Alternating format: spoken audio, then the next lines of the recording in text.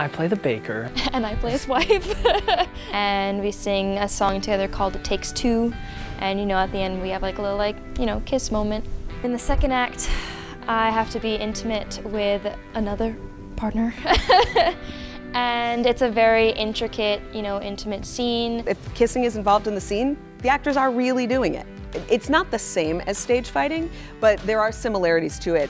You would never put two actors and give them swords and be like, just go for it. Previous to this work, that's sort of what we've been doing to actors. And so they're like, okay, you two are doing this, go ahead and figure it out. Well, that only works to a certain extent. Now we have a more codified way of doing this. And Intimacy Directors International has developed protocols and process for this, allowing actors to have a say in what they do and don't do in the scene. If we're just going at it, I'm scared to act on an impulse and make the other person uncomfortable. With an intimacy coach, you're literally like, all right, then you're going to turn your head this way.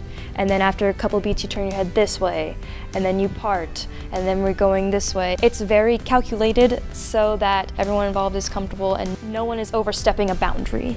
Our director brought it up. He asked us what we're comfortable with first, and then we went through what sort of choreography he wanted for that. The button to the song is the final moment of the kiss. I think pretty much this is going to be industry standard, and we're in the business here at ECU of training our students to be professionals in the industry. This work might have developed much more slowly over time, but with the Harvey Weinstein scandal, Time's Up, Me Too, it all converged. People really do take advantage of actresses and actors and just think they can make you do whatever they want because they know you won't say no. And it's really nice knowing that there will be more intimacy directors making everything a safe environment. It's vitally important work, and yeah, it is exciting to be on the forefront of a new field in our industry, which is super cool.